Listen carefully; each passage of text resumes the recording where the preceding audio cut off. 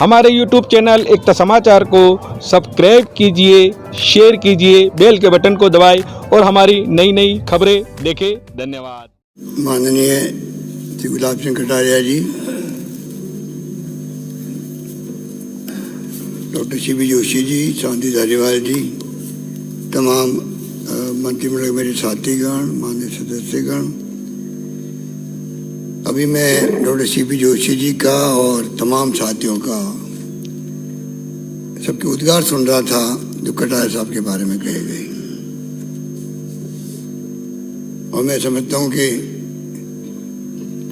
आज हम सबका यहाँ बैठना एक साथ में, जैसे कई बार बैठे हैं, पर राज्यपाल के रूप में जा रहे हैं हमें छोड़ करके, और विदाई समारोह रखा गया है स्पीकर साहब के माध्यम से द्वारा। उस वक्त में कई बार हम कहते हैं कि लड़ाई हमारी विचारधाराओं की है, व्यक्तिगत नहीं है, और डेमोक्रेसी की खूबसूरती इसी में है। ये कोई कम बात नहीं कि अलग अलग विचारधाराएं होती है, और यही होनी चाहिए। एक बार बड़ौदा के अंदर राहुल गांधी को पूछा एक व्यक्ति ने, गुस्से में कहा कि बीजेपी आरएसएस को खत्म कर देना चाहिए, तो उन्होंने कहा नहीं, बिल्कुल गलत कह रहे हो, मैं इससे सहमत नहीं हूँ। वो रहेगी, आरएसएस रहेगी, बीजेपी रहेगी, उनकी विचारधारा है, हमारी अपनी विचारधारा। और राहुल गांधी ने एक बार हाउस में कहा, पार्लियामेंट के अंदर, कि मुझे विश्वास है कि मैं एक दिन आप सबका, मतलब बीजेपी वालों का, भाव बदल के रहूंगा।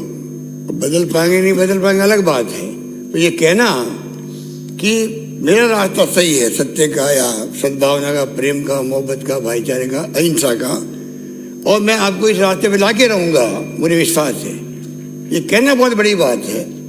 आएंगे नहीं आएंगे, कौन आएगा कौन जाएगा अलग बात है।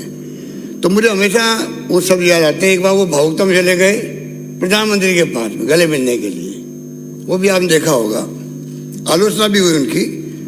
पर आज हम बैठे साथ में, ये मैं समझता हूँ कि सीपी जोशी साहब ने कहा बचपन से हमें इनसे प्रेरणा लेने की आवश्यकता है, इसमें कोई दो राय नहीं। मैं कई बार मेरी पार्टी में मेरे साथियों को कहता हूँ, अगर परसा मदेरणा जैसा व्यक्ति, हरदीप जोशी जैसा व्यक्ति और गुलाब कटारिया जैसा व्यक्ति भी आज मैं कह सकता हूँ, अगर ये 9 बार विधायक बन सकते हैं, एक बार मेंबर पार्लियामेंट बन सकते हैं, 77 में ये चुनाव लड़े थे, ये चुनाव जीत गए, चुनाव में भी लड़ा था, मैं चुनाव हार गई 77 के अंदर।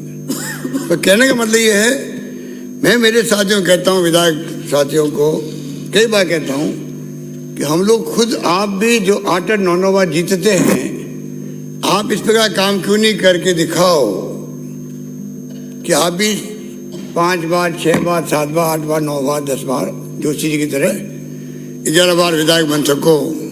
क्यों नहीं हम कर सकते हैं, हमें योग्यता है ये।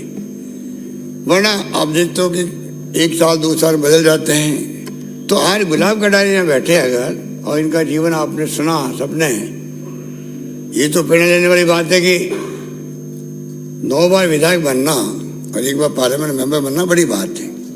तो मैं उम्मीद करता हूँ कि कटारिया साहब जो है,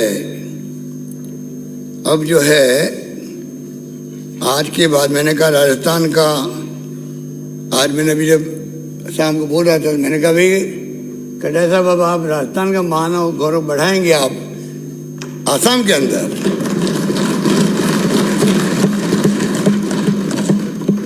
उसके पहले मेरे भाव ये भी थे जो मैं प्रकट कर देता हूँ कि आजकल राज्यपालों के बीच में और सरकारों के बीच में टकराव चलते रहता है। केरल में भी, महाराष्ट्र में भी, जम्मू कश्मीर में, तो बंगाल में चला, ज़्यादा सरकारें विपक्ष की होती है, वहाँ चलता रहता टकराव। ऐसा टकराव पहले कभी देखा नहीं। तो मेरा कहना है कि आप तो संघ के कैडर के आदमी हैं और ज़िंदगी बिता दी आपने सभी तरह से। आप जाके ऐसा, अभी तो सरकार वहाँ बीजेपी की है, अभी आप जाके वहाँ, तो आपको, अभी सीपी जोशी साहब कह रहे थे संविधान में जो अधिकार दिए गए उसका आप आराम से उनको आप लागू करेंगे। और राजस्थान का मान सम्मान मैंने इसलिए भी कहा कि राजस्थान में भरे पड़े हैं आसाम के अंदर। उनको लगेगा कि हमारे घर का मुखिया यहाँ पर आया है। और आपकी एक खासियत भी है, जब आप भावुक होते हैं तो उस ढंग से बोलते हैं, और जब कैमरे के साथ जाते हो तो हमारी हंसी तहसी करते हो। कमी नहीं रखी आपने हमारे नेतृत्व की, मेरी भी कोई कंजूसी नहीं रखी आपने। जम के आपने कैमरे के सामने क्या क्या नहीं बोला होगा वो लोगों के जहन के अंदर है। पर मैं समझता हूँ कि आज के बाद में ना तो आप इस पक्ष के लिए गुलाब जी भाई साहब रहोगे और ना इनके लिए गुलाब चंद कटारिया रहोगे, बल्कि नए रूप में आप जो है, अब भाई साहब वाली बात नहीं रहेगी, अब आप गवर्नर बन गए हो। आप संवैधानिक मूल्यों की रक्षा करते हुए मैं समझता हूँ कि आप जो है आसाम के अंदर अपना डंका बजाएंगे, राजस्थानियों का मान सम्मान बढ़ाएंगे। यही बात कहता मैं अपनी बात समाप्त करता हूँ। धन्यवाद। जय हिंद।